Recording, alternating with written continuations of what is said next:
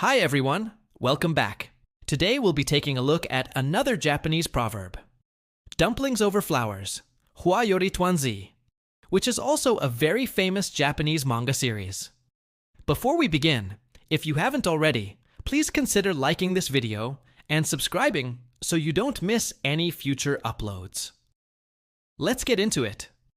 A shorter version of this famous Japanese quote would be Hana Yori Dango. This means to prefer substance over style. Sometimes it's better to be practical instead of choosing something just for show. The title of the popular shōjo manga, Hana Yori Dango, is a pun on this quote. Note that the manga uses nan instead of tuan. The former means male, while the latter means group or association. Meanwhile, dango, tuanzi, is a type of dumpling made of mochi. The longer version of this saying is actually quite different from the more common Hana Yori Dango. It goes, even if you are given 1,000 flowers, do not change your mind. If you have eaten dumplings, you won't easily break your promise. The flowers here represent superficial things, such as fame, wealth, looks, and other types of temptations. Meanwhile, dumplings represent simple and humble things like one's own duty, work, or responsibility. So what this saying means in full is that no matter how many temptations one is offered, if one has tasted the value of hard work and responsibility, one will not betray their own duty. This proverb was originally from China and is quite similar to the Chinese idiom, "Eat a piece of brown bread, you will never shirk your responsibility." However, the Japanese version has a slightly different meaning. While the Chinese idiom emphasizes the importance of being self-reliant and not relying on others, the Japanese proverb teaches us that it's important to keep our promises and fulfill our responsibilities no matter what. In Japan, there is a special word for breaking one's promise, which is called yubitsume, ZC. This literally means to cut off one's finger. This refers to a practice among certain groups of Japanese men where they would cut off the tip of their little fingers as a sign of apology when they break their promise. Although this may sound extreme, they take this vow very seriously. And in modern times, people might jokingly say, "I'll cut off my finger," when they make an important promise. So why is this proverb important? In today's world where people often break their promises, I think it's important to keep our words. If you agree with me, then you should definitely check out the anime Fruits Basket, which features a character named Kyo. He has a curse placed upon him by his grandfather that he will only be released once someone makes a contract with him and keeps their promise. The series revolves around Kyo and his relationships with the other characters, and the importance of keeping one's promises is a major theme. Although this proverb may sound simple, it holds a deep meaning that I believe we can all learn from. There are many ways to interpret this proverb, but I'd like to share a few thoughts. First, we must understand the nature of flowers and dumplings. Flowers are beautiful and can bring joy to those who receive them, but they are temporary and eventually wither away. On the other hand, dumplings are plain and may not seem very exciting, but they can fill one's stomach and provide warmth. This shows us that sometimes what seems the most appealing isn't always the best choice. We can be tempted by beautiful things and promises of happiness, but those things are temporary and can lead us astray from our goals and dreams. But by focusing on our responsibilities and working hard, we can build a solid foundation for ourselves that will last a lifetime. Think about when you were young. Maybe you had a dream that seemed far out of reach. Maybe you wanted to be a singer, an artist, or an athlete. You may have worked hard to achieve that dream, but eventually had to give up for various reasons. Can you still remember that dream and the passion you had for it? Have you forgotten about it because you thought it wasn't possible? Or maybe you gave up because of external factors such as your parents or teachers.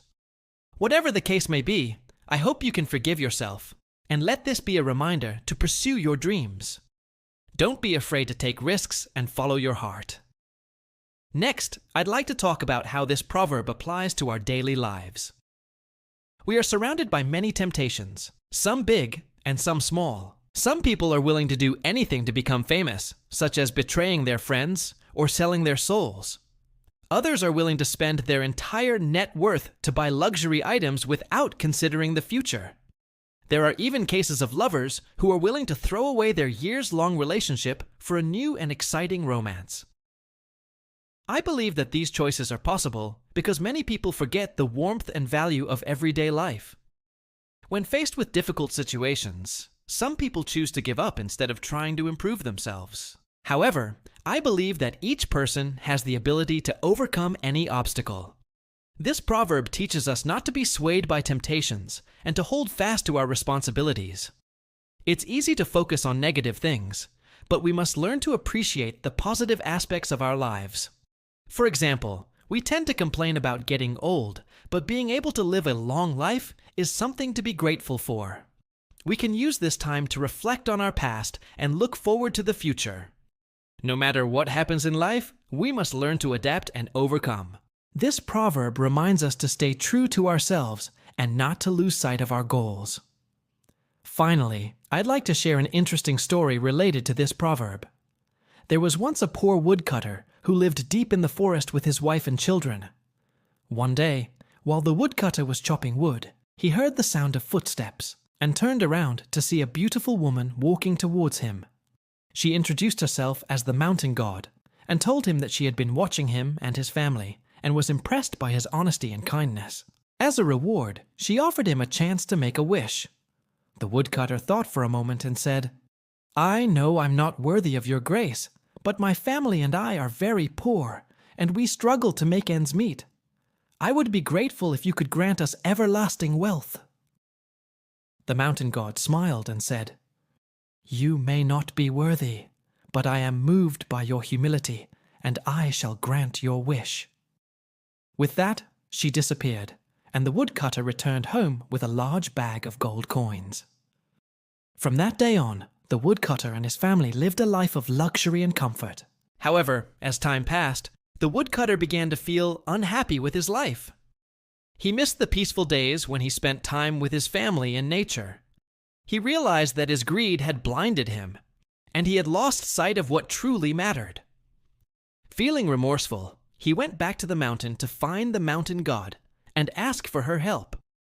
When the mountain god heard his story, she was disappointed in him for forgetting the values that had made him a good man in the first place.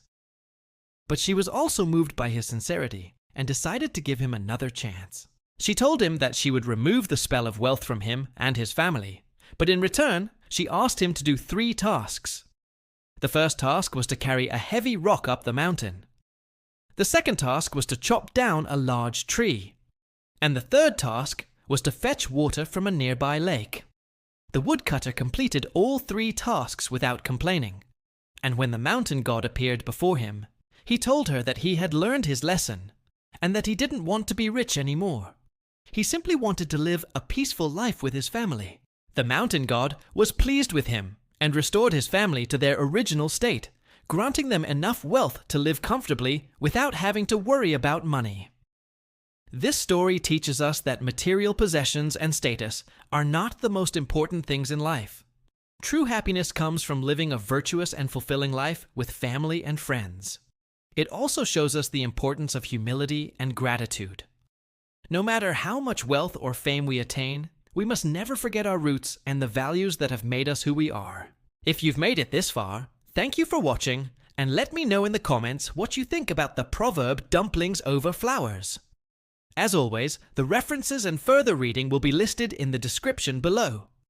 Please give this video a like and subscribe if you enjoyed it. I'll see you again next time. Bye.